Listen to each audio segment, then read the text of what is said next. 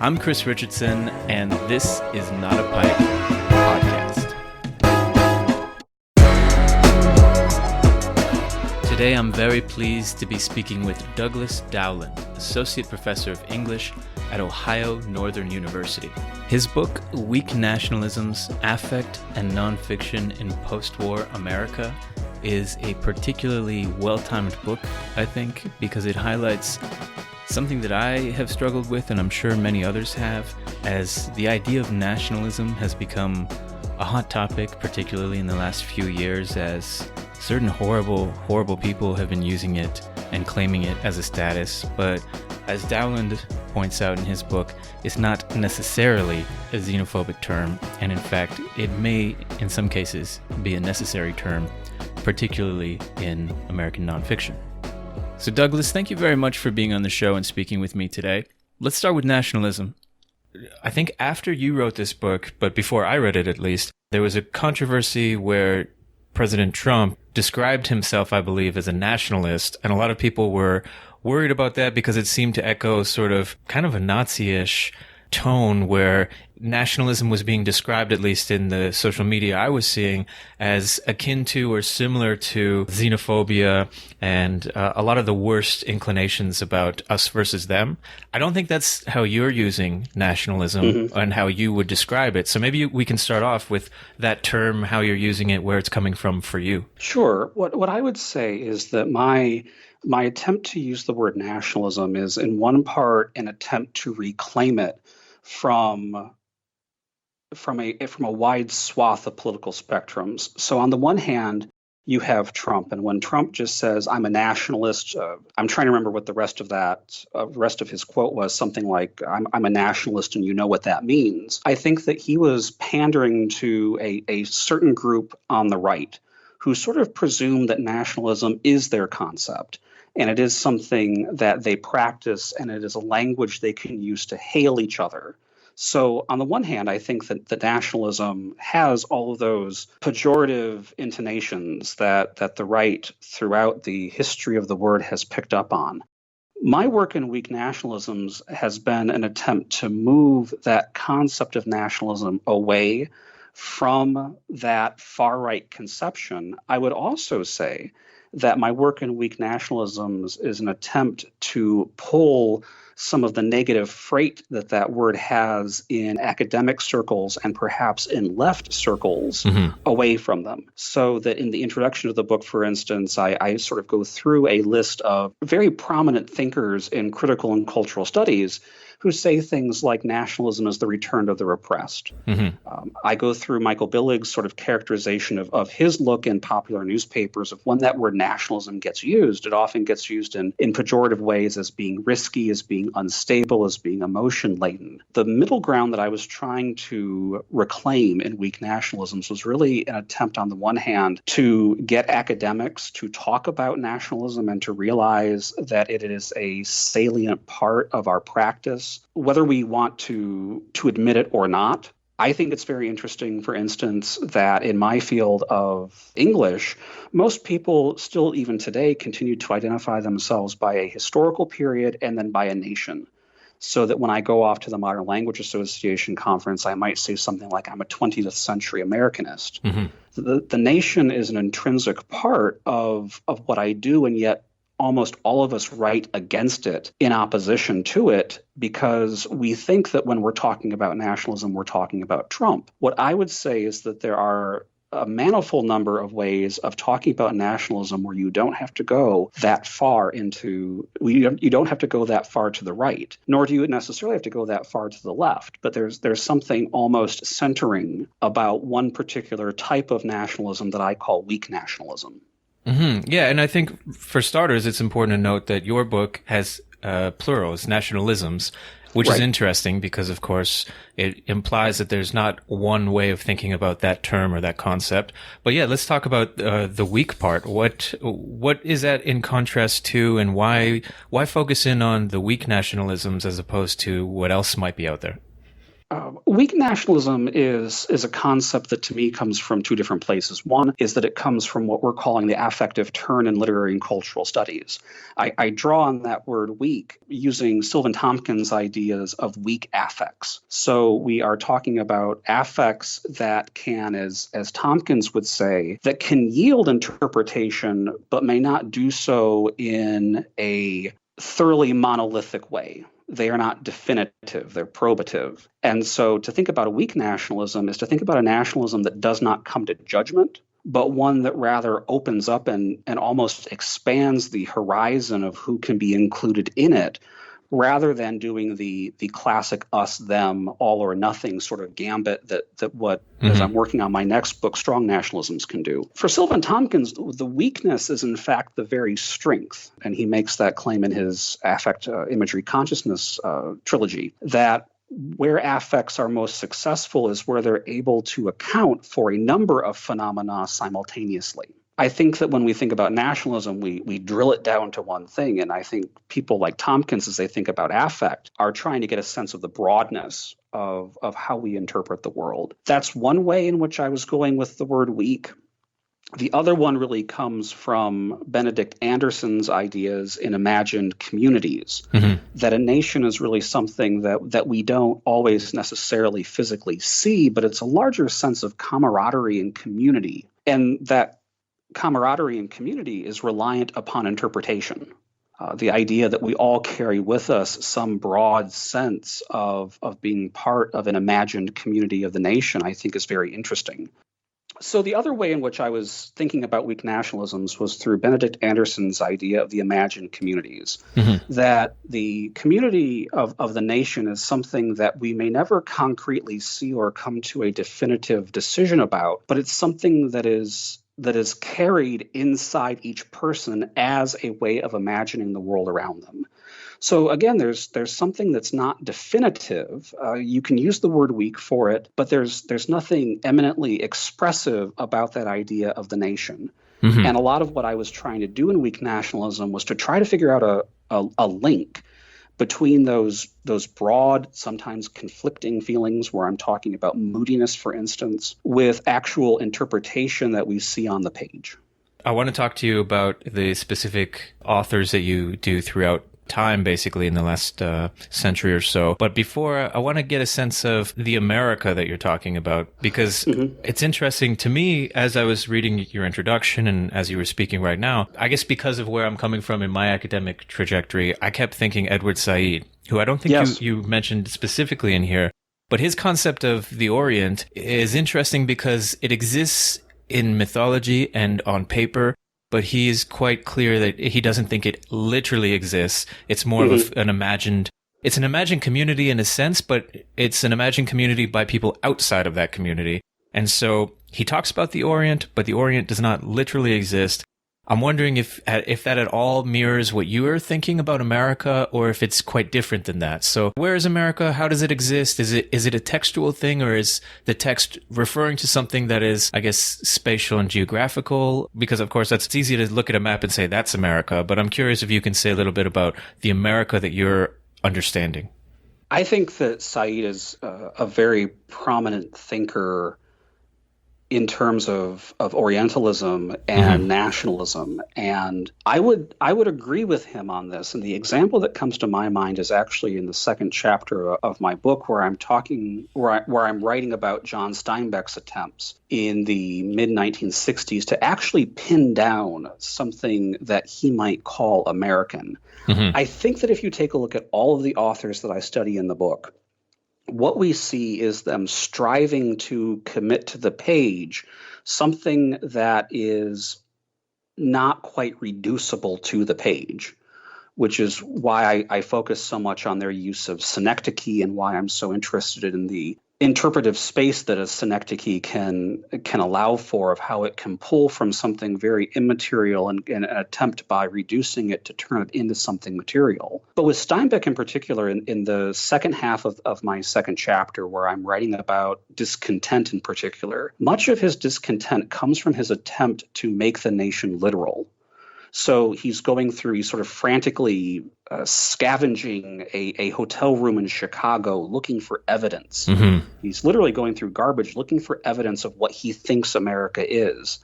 And in his America and Americans, which is where that second half of the second chapter is from, he's really trying to pin down exact examples of the America that he imagines, and he can't do it. And much of his discontent comes from his attempts to say, I know what America is.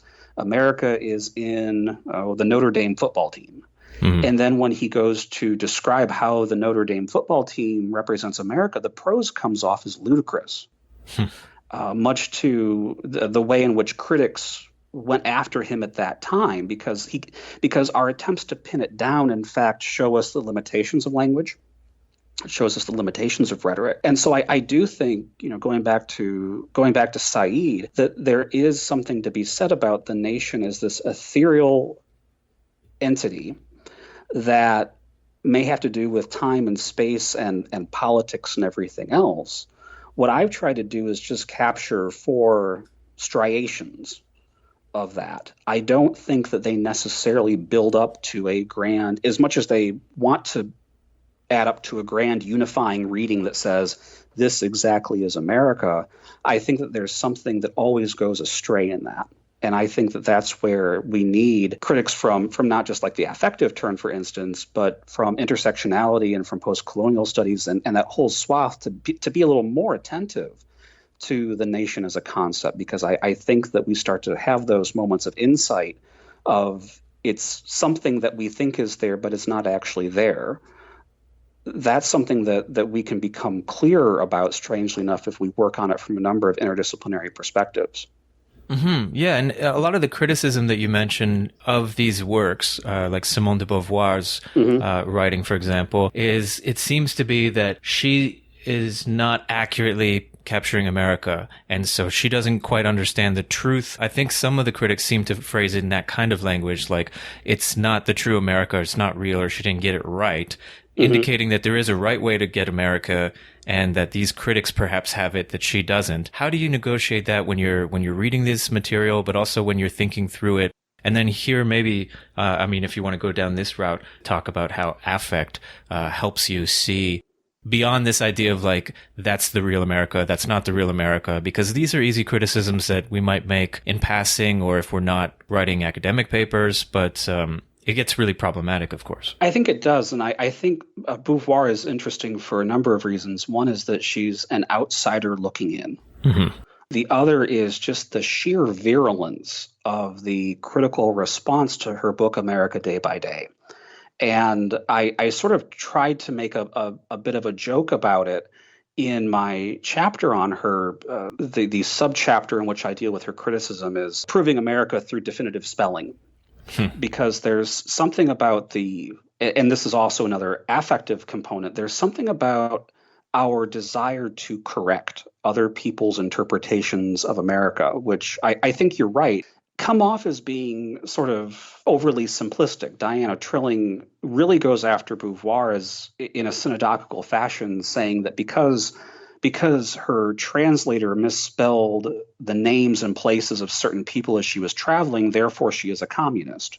And the leap from bad spelling to communism, non-intellectual, antithetical to thought, is purely an affective one. So I think, and I draw on Homi Bhabha a bit for this in a few places throughout the book, there's something about the nation that inspires a corrective urge. We feel the urge to say, no, you're wrong, or you don't have it right, or you didn't write it down correctly. We start to look for faults, and some of that may connect back not only to how Americans, and by those I mean people in the United States, might feel that they need to discipline others outside of the country who may have a different subscription of what the nation means, but I also think that there are a lot of disciplinary affects that are percolating throughout my project.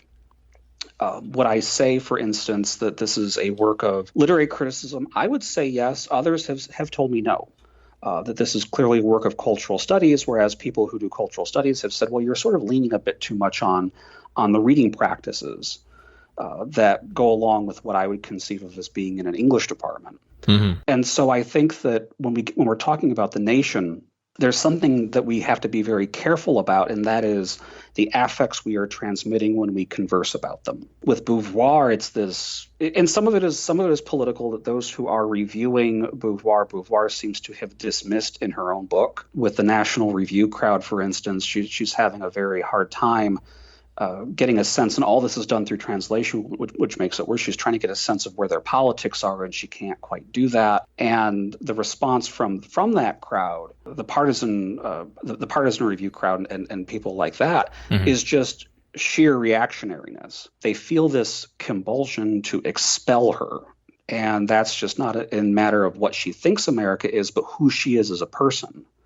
So there are all these affects that connect what we say back to who we are, supposedly in a very fundamental sense. And I think that's where, when we're reading for affect, Lawrence Grossberg, I think, puts it best when he says reading the United States is a lot like reading the maps and signs that you see when you're going down the highway.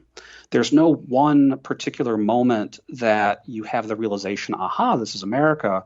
But as you're driving down the road and as the signs build up, you start to see something. Yeah. I think that one thing we have to do is watch out for the Trumpists and other people who are always on the offensive, trying to get us to correct our vision of America so that it accords with what they see. And I think we also have to read them for their defensiveness of who they are trying to exclude or keep out, because frankly, those people have much more liberating ideas about what the nation is rather than those who are trying to defend themselves do. Yeah, and I mean, you frame your criticism in relation to people like Rita Felsky and her book, The Limits of Critique, which is interesting because the idea that we've become so sort of paranoid in the way that we teach and the way that we think about what it is that we do in academia, that it's simply about destroying, and this may be the limit of critique, and we need to search for other ways of engaging with texts without necessarily just promoting them, but not necessarily looking for what's the flaw, how can we tear it down. So how did you go about that when you were reading the primary works that you're dealing with, but also the criticisms of it? Like, I suppose you don't want to agree with everything, because then you're not really contributing much, but you also don't want to tear things down, and that's your main goal. So how did you think about that? The first way that I had to think about it, and I really needed Felsky on this to help me with that, was to be aware of my own affects. In the conclusion to the book, I make a suggestion that one thing that literary and cultural critics must do is they have to be more attentive to their own affects. I think that this requires a slower reading process than what we are used to, because I do think, I do agree with Felsky in that the hermeneutics of suspicion, and not just as a technique, but also as an affect, has become so ingrained that we almost have an impulse to problematize things. I think Felsky is also right in that there's something about problematizing that is probably not for scholars of my generation as fun and as liberating as it may have been when deconstruction and those other high modes of really intrinsic critique were prevalent. I think that for a lot of us, there's this feeling that critique is a means to an end, and that means to an end is a publication or a lecture for students or something like that. And I do think that I think that the fun of it is gone. I also think that the ambiguity of it, which can be both pleasurable and nerve-wracking, is something that the hermeneutics of suspicion encourages us to bypass. If we can just be suspicious about the object, we can get it to yield that thing for us. And I would say that that's disconnecting. In my experiences as a teacher, that's something that can be disconnecting for students who are interested in studying literature. I also think that it's something that can easily promote burnout as one pursues a path of study. So a lot of what I had to do in the book, as I was reading, particularly in the introduction, where I'm trying to be very fair with Jane Smiley's larger assertions about the untouchable ignorance of the red states. that I'm trying to be patient with someone who is clearly in a moment of rage. I'm also trying in, let's say, the Charles Kuralt chapter, when I'm writing about hopefulness, to make a very careful distinction between hope as a radical practice and hopefulness as a potential conserving practice. While hope sort of insists that we imagine a future, hopefulness can run the risk of being mere optimism and sort of relishing in the present. I think that the reader, and I think that as a part of this larger post-critique turn, I think that as readers we have to keep in mind that as we are reading something, we ourselves are experiencing a panoply of affects, and to simply reduce our own reading experience to one affect is going to create a stilted critical work overall. I'm curious if you could say a little bit more about how you reflect or self-reflect on your affect. Is it a conscious process that you've developed as you started writing and thinking about affect and the criticisms of nationalism and reading these texts, or is it maybe a little less methodical? I mean, how do you think about and work with your own affect? I tend to work at it through a sort of double reading process. Because I feel like I know it pretty well, my first response is to interpret the object in the ways that I've been trained to, which can be a very highly suspicious mode. Mm-hmm. And this is where I sort of go through and I write out, using those tools, what I think the interpretation is. And then I have to pause and let it sit, and then I have to go back and reread it to read for my own suspicion. And I think scholars can often catch that, and this is where I think peer review can be incredibly helpful, where we start to make inferences and jumps from one thing to another as we're performing the interpretive act, where I then have to go back through and either pause or cut as a way of sort of doing the sort of criticism that I do. I think it would be fair to say that when I first approached each of these texts, I did so with a certain hermeneutics of suspicion in mind. Mm-hmm. It was very difficult for me, for instance, to sort of embrace and accept the kitschiness of Charles Kuralt's On the Road series. By the time I got to the story of the man who owned the world's largest ball of twine, I was sort of thinking to myself, wait, I have a PhD. Why? Is this really about hegemony and ideology and everything else and all the other vocabulary that I've picked up in graduate school and in my training? And so at some point you have to realize your own seriousness. And I think you also, as I've tried to in my own writing, as I say at the end of that Kuralt chapter, I ended that chapter with a moment that I could see could be easily interpreted conventionally. So it's a story about a community who has adopted a dog, and the dog has died in an accident. And for the past 16 years or so, the community has commemorated him with a tombstone, and they keep everything clean and mowed around him and everything like that. And my first impulse with that moment was to say, okay, this is clearly a sign of how delusional small town America is, and all of the beliefs that they have about who belongs to them. It's all corny and hokey and everything else. But then I made a note as I was actively reading through that of, do we have to go that far to yield an interpretation? Do we have to be so dismissive? Do we have to be so corrective? Why can't we instead look at this through the lens of positive affect, which I think is very difficult for scholars to do, to perform a joyful reading of a text where perhaps the enthusiasm that the text has sticks onto us in a way that is positive and rewarding and maybe even nurturant, where we don't have to be so defensive with our own critical tools in order to produce a reading that makes sense. And so in the very end of that Kuralt chapter, I was trying to persuade myself that it's okay to stop before you become so suspicious that you want to tear down the whole system. Yeah. So let's talk about your choices then. I mean, you didn't have to write about him as a representation of a certain moment, I think, in America, and a certain kind of nationalism of the many nationalisms that were sort of floating around at that time. How did you come to, first of all, for anyone who hasn't read, maybe you can say a little bit about what it is that you were looking at in these various readings, but also how you came to choose those out of the myriad examples that you could potentially choose from.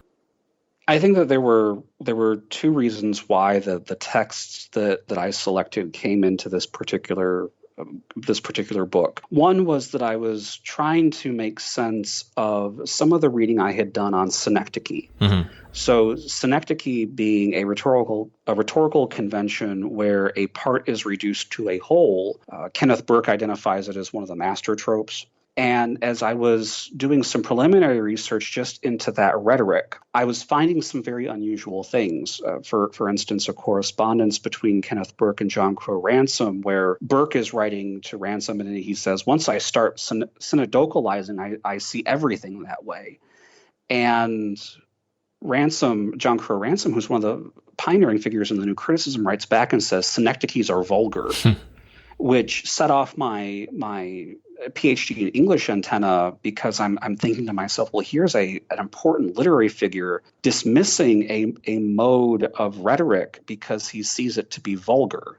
The new critics are all fascinated by ambiguity and irony and paradox and tension, and yet synecdoche doesn't quite play into this. So that was one thing. So as I was going through and looking at these texts, one thing I had in mind was, in what ways are they using this technique of connecting a part to a whole? And I think in some ways that shaped and determined this particular group of texts, as I think it's going to in my next project, which is not looking at weak nationalisms, but looking at strong nationalisms of the type that we started our conversation with. Mm-hmm. That was one avenue. The other avenue was that I was looking for a larger sense of nonfiction. And when we think about nonfiction, at least within English departments, we have one particular history in mind where we may start after the Second World War with something like John Hersey's Hiroshima, and then we suddenly leap into the new journalism where things are vastly experimental with Tom Wolfe and Hunter S. Thompson and that group. And then we have, I guess I would say, a great big question mark at the end of that history with Dave Eggers and some other people. These figures, I thought, were in some ways more interesting because they defied, maybe with the exception of Steinbeck, though I would argue that when we think about Steinbeck, we're actually thinking about the Steinbeck of the 1930s and not the 1960s. But because these authors defied a certain picture of American nonfiction as we understand it. And so I was trying to lift up an archive of texts, some of which may have just been circulated on coffee tables, like John Steinbeck's American American, some of which may have ended up on American Public Radio, like Sarah Vowell's. Mm-hmm. The sort of nonfiction that you might pick up in an airport, but not necessarily the sort of nonfiction that when we talk about nonfiction, at least in English departments, what we talk about. So those were the two things that sort of came together, and they didn't necessarily come together seamlessly. There were some texts that I did not include in this book that I'll be including in the next one. There's also some material that's been excised where it just simply didn't fit into the schema. But I was trying to look at it nonfiction from a much broader sense, and I was trying to figure out what is synodochical about it so that we can maybe use this, so that maybe we can analyze this rhetoric in a way that doesn't descend into that quote-unquote vulgarness that the new critics were so worried about. Okay, so let's talk about synecdoche a little bit, because it's interesting. After reading just the intro to your book, I started thinking, I don't know how you would consider the nation without doing that. I can't imagine any other way, really. I mean, maybe metaphors, but it seems like we are always, in anytime we speak about America or a different country, we'll say, in journalism especially, there's Wall Street, there's Washington, mm-hmm. and there's Main Street. And this is so prominent that I can't imagine not using synecdoche. So are there other ways, and in what ways does synecdoche work to imagine the nation? I don't know if we can necessarily escape synodochical rhetoric when we are talking about our own personal relationship to the nation, or any time really that we use the word we. I know that many people find that word to be problematic, where even if I were to say we Ohioans, because I live in Ohio right now, I know that 2/3, 3/4, 4/5 of Ohio would be like, no, that's not me. Mm-hmm. But there is something in synecdoche. The language of journalism is a perfect example of that. You're right, in that the uses of Wall Street versus Main Street, or even in the Capitol today. Yeah. something was discussed where the basic language that we use in realist conventions is based upon this rhetoric. And I would say, if anything, we just need to be more aware of it as much as we do our affect. When a figure like Donald Trump says, "I'm America," or "only I can fix America," we are running into the real problem of Synecdoche in that he is not the only one who can fix America. He's trying to make the part-whole connection so absolute that it expels and defies large sums of people. And so Synecdoche, I think, is something that we can treasure. I do think that there is a magic to Synecdoche. As Charles Kuralt says at one point in my chapter on him, you can't make an entire story out of Arizona, and you can't make a story out of one entire section of Arizona, but you might be able to make a story of America out of one man who is living in one county in one part of Arizona. Mm-hmm. And there's a lot of geospatial work going on there in terms of what we think a representation is. That perhaps I can't represent everybody, but I have a technique through which I can exemplify one person as being like everybody. That like everybody is very vague, and I think in some ways it speaks to the appeal as well as the corrective responses that critics have to texts like these. But I don't think that Synecdoche is indispensable. And I think if anything, we presume that Synecdoche and other realist conventions of rhetoric are taken for granted. And when we start to pry them open, we see how dependent we are on them. And I also think we see their power, not just the power that they have over us to compel us to do things, but also how we can put our own perspective in there and work all of that in reverse. Are there specific ways in which we can interrogate the power of the use of a certain synecdochal trope or something like that? Like, is there a way that we can what are specific questions that you might encourage people when they hear this is the representation of the country, for example, then what is at stake? Because it seems, or it's very clear, I guess, that it's a political question, because if you choose one group or one area to represent the nation, then that can skew things in many ways. But I guess what would you be asking? Not necessarily to tear down like we just discussed, but to think through a synecdoche. What are important questions? I think that there are emotional resonations with any synecdoche we choose. That's really where I begin each chapter with a very quick definition of the affect that's at play. One way of getting a sense of the politics of synecdoche is to go back to those words. Just for instance, I'm reminded that when we use the word curiosity, we have one particular thing in mind. It's sort of been tainted by Freudianism and things like that. But at the same time, if you go back to the root of the word curiosity, we're talking about a mode of care. And because curiosity is a particular mode of care, I think we can, through work like John Steinbeck's, we can see where he is attempting to care for a certain idea of the nation which he can never quite fully verbalize explicitly. Mm-hmm. The same thing, I think, is in play with other ways in which we read synecdoche, is that there's always an affect behind that synecdoche, not just a rhetorical transference, but an affective transference too. You know, if I could make a claim, for instance, that both Kuralt and Steinbeck are looking at garbage. However, garbage is that word that has all these loaded connotations to it that automatically skew the affect of the larger representative whole that I'm getting at. America great. Well, what great is that, and how do you know that it has this propulsive feeling of greatness? And in what ways is that a reductive, chauvinistic conception of greatness? So I think that the affects are connected back to the politics. It's simply a matter of reading the affects that are going on within those synecdoches to do that. It's interesting to think about how we tend to focus in on those very, very strong affects. Specifically, I guess in politics, you know, the horrible, horrible event that happens wherever that is often tends to represent America, or that's the threat that this will become America, whatever tragedy we have or whatever occurs. Or, you know, the best, most celebrated American, whoever that may be for a certain group of people, becomes the American representation. And so all of these are very, very strong. So I'm curious if you can say a little bit more about why it is important that we focus, to some extent at least, on weak nationalisms and perhaps the affects that are not so in your face. Why is that crucial? Why did you start your project? It sounds is sort of split between weak nationalisms and your next work, strong nationalisms. Why start with the weak? I think the weaker ones are more fascinating in that they challenge exactly what you said in terms of when we think about when spokespeople get up and they talk about America, they often go back to disasters and tragedies.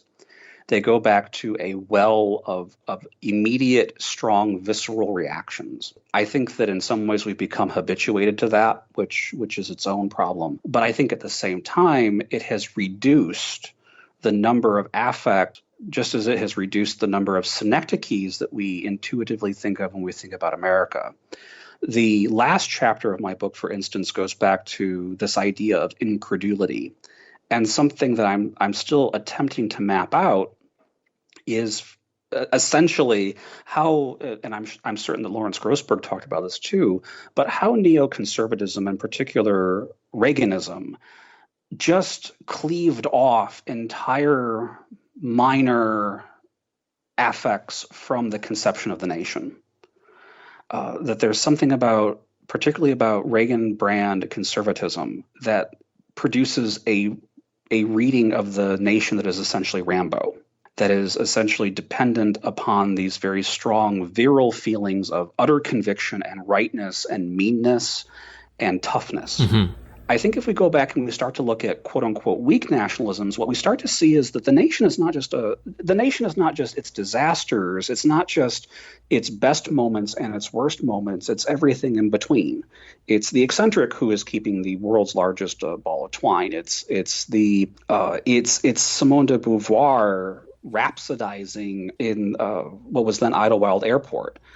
It's in these very small moments, going back to like Grossberg's idea that we don't really see America unless we do it through the stop sign, through the signs we see on the highway. There's something in America that can build up. It's accretive. It's something that comes in over time, slowly but surely, and it's able to change. So it doesn't have the same definitiveness as these stronger moments of nationalism attempt to have. Often they can go haywire. But I do think that there's something to be said about looking for, and I do think as well that Alex Woloch and other in literature departments have really been paying attention lately to minor characters and small plot shifts, and just working on smallness and on weakness is a way of reminding us of the whole expanse of human experience in a way that those stronger moments can quite limit us. Is there a shift that you have to do when thinking from weak nationalism to strong nationalism? It seems to me like if you were measuring this somehow, that you would need to, like you said, sort of nuance and fine-tune your instruments for looking at weak nationalism. Strong nationalism seems like it's obviously in your face, and so you would have to step back a little bit to look at it, or to incorporate. I mean, I guess it would be hard to incorporate nuance immediately when you're confronted with very, very strong affect. So is there a way that has to change as you go from one to the other? I think that's a great question. The more that I think about it, the more I try to keep in mind Sylvan Tompkins' idea that weak nationalisms are in fact stronger than strong nationalisms. And by that, I would say that weak nationalisms have an endurance and a plurality that encourages their sustenance much longer than the immediate, short, definitive bursts of strong nationalism.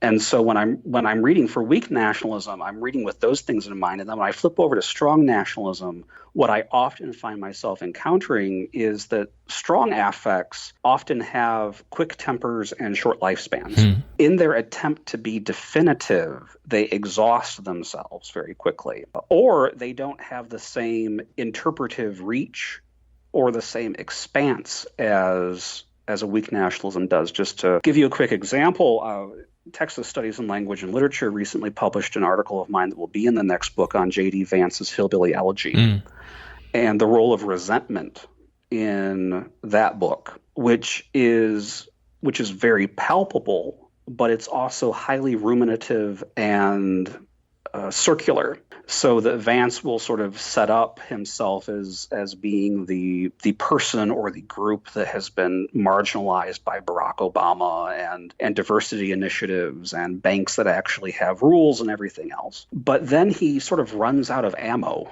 along the way. And the book sort of ends up being this highly ruminative, circular act of resentment. A weak nationalism, I would say, is not ruminative, but it's contemplative. It's not singular, but it's plural. And I think that I would advocate for scholars to think about weak nationalisms and other modes of weak theory, weak modes, as generative, because there is so much you can do with them because they're so plastic and willing to go in certain critical directions. Resentment kind of has a dead end. I think deliberately it has a dead end. As a way of positing itself as politically as a force. I think that it has a definite dead end. Mm-hmm. And I think that the strong so I think when I work on affects, I really have to I do my reading. I don't quite know if the reading is right when I do it the first time around, but then I have to redo my reading based on Tompkins' idea that weak affects can explain the complexity of a system, whereas strong affects can end up almost becoming compulsive. And the way in which they become compulsive is highly problematic because we end up relying on strong affects to explain our world. Tompkins gives the example of a person who is afraid that they're going to be hit by a car becoming so obsessed with the idea that they might be hit by a car that they never leave their house. And heaven forbid a car hit the house, because that person is not going to know how to, it's going to confirm what that person thinks about their entire worldview. Weak nationalisms will not always confirm you, but they will always provoke you. Strong nationalisms, I would say, do the opposite. They may provoke you superficially, but they end up confirming a worldview that is not a horizontal conception of the nation, but a vertical one. Yeah, I'm wondering if you could say a little bit about, as we approach the 2020 elections in America, we're inevitably going to be confronted probably by weak and strong nationalisms of various kinds. What are you going to be looking for after having done the research that you've done and continuing to do? What kind of perhaps tropes, rhetorical strategies, imagery, what kind of things are you going to be paying attention to, or would you sort of predict or anticipate seeing in the next year as the elections kind of heat up in terms of preparing for November? I think some things that I'm going to be reading for is whether or not populism, as we understand it as a particular cluster of affect, has become exhausted now that President Trump has established his record.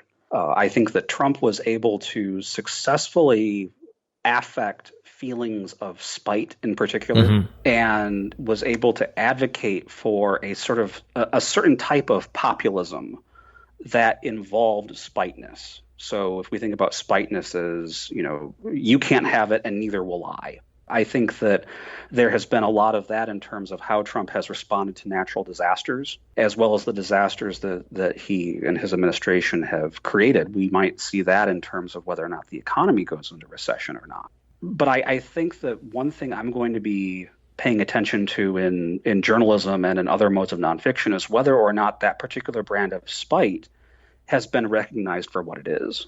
I think that's an open question right now. I think the other thing that I will be looking for is whatever affective conceptions get advocated by the political center or the left. I do think that my final chapter on Sarah Vowell and weak nationalisms brings out a problem in that the left and the center still don't seem to have an ensemble of affects that are as convincing as those Reagan era affects were for conservatives and for some of the mainstream. And so, and I would also add with that too, that we've seen how Barack Obama in 2008 took the idea of hope, mm-hmm. and then did not necessarily evoke the sort of hope that he promised.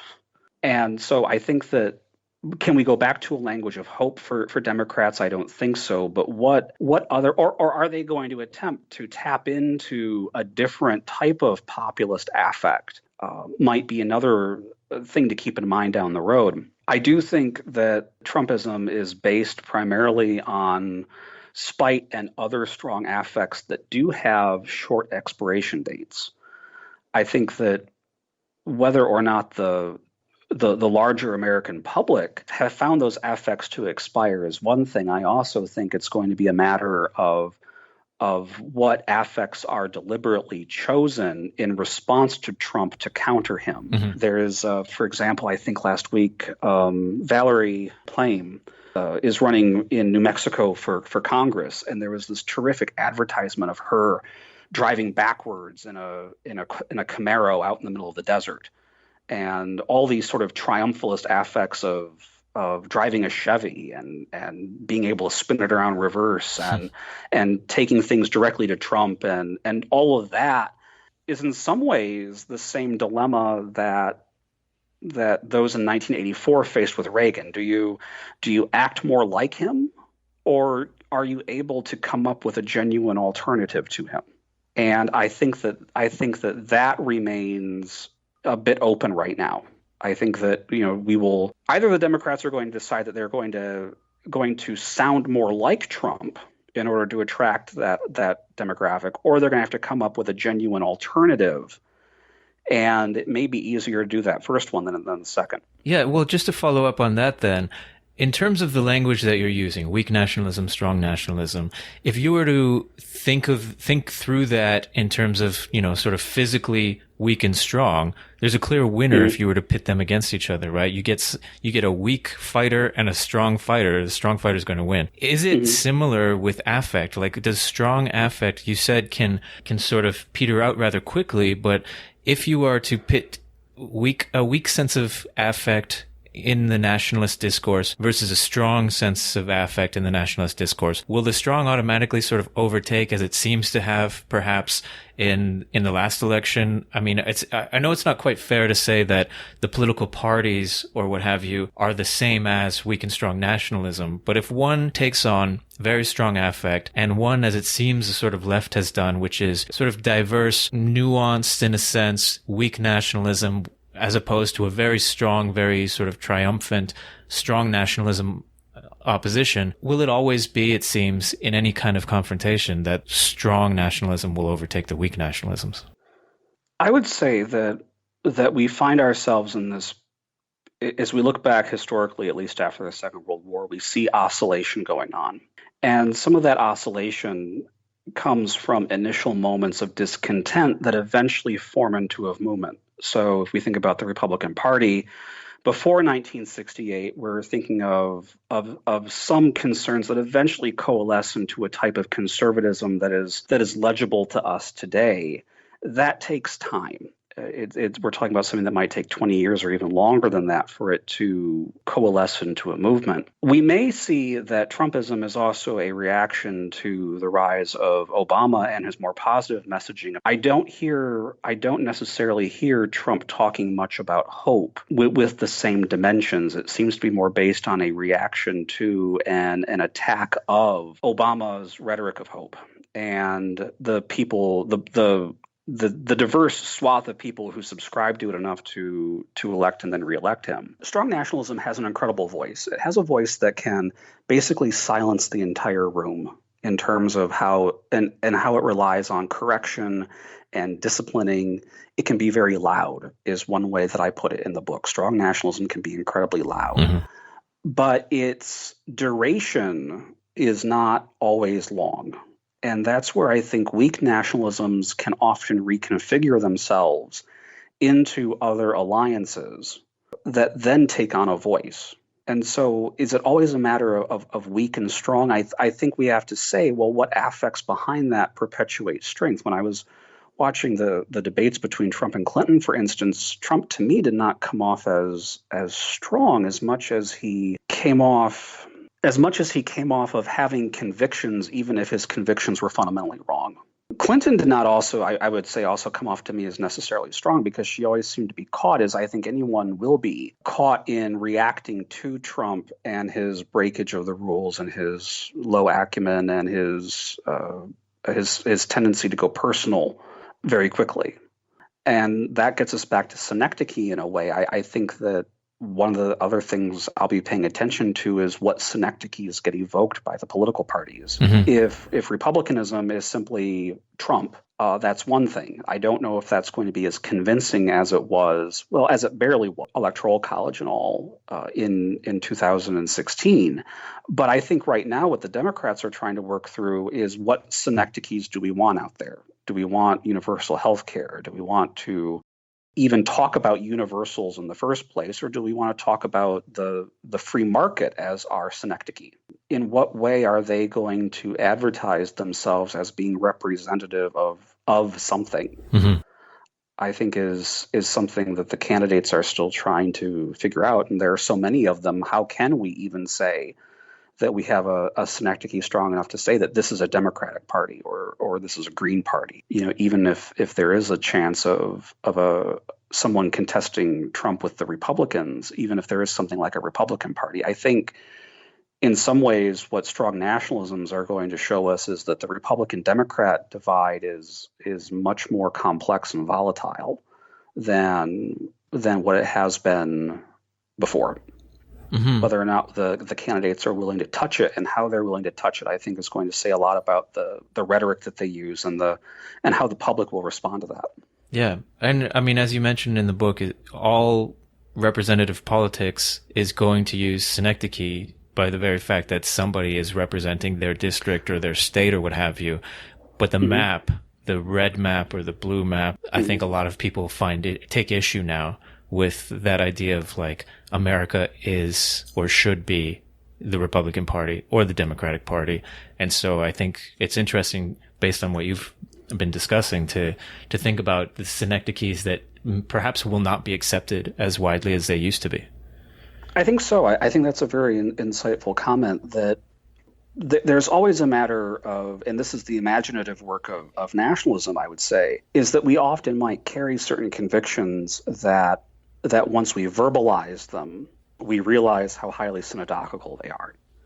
And what I want to say, I am a Democrat in terms of what all the party is subscribing to, even in terms of a platform, which is also a synecdoche as well. You start to see how many overlapping and competing modes of representation a person is caught up in. Mm-hmm. Synecdoche can sort of make that very clear. But if I say I am an American or America is me, there's a lot of representation and sub-representation that goes into that a person really has to unpack and think critically about. Otherwise, it's fundamentally unclear what that word "we" means, as I suspect that it's very unclear to us in the United States right now, as outsiders start to look in. Their conception of what America was in its history and its culture and its political trajectory, I think is unclear to a lot of us. That can make for very provoking reading. It can also induce a lot of anxiety. Mm-hmm. Yeah, I mean, that gives us so much to think about. And I think reading Weak Nationalisms is a great way to start to, in some sense, prepare for what we're about to see and how we're going to engage these kinds of discourses and rhetorical strategies. So yeah, it's a really interesting and thought-provoking work. And Douglas, I really appreciate you speaking to me today about it. I appreciate you having me on, and I appreciate the questions that you were asking. I think that are ones that are not only questions that academics should ask, and I think that an increasingly large number of people are. I also think that there's a major public relevance mm-hmm. to the way in which this podcast approaches the academic side of cultural work that I think inspires a very wide audience of people who want to ask these questions and want to learn more about these issues. Yeah, well, thank you. And I do. I really appreciate you contributing to that conversation. Thank you.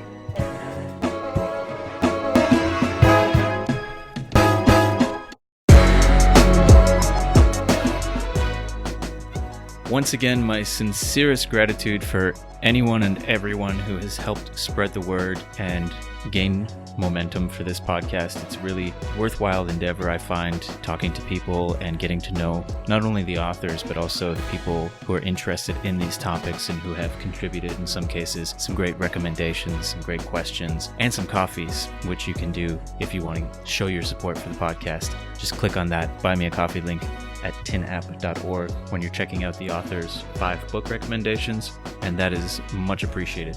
Until next time, I'm Chris Richardson. Cheers.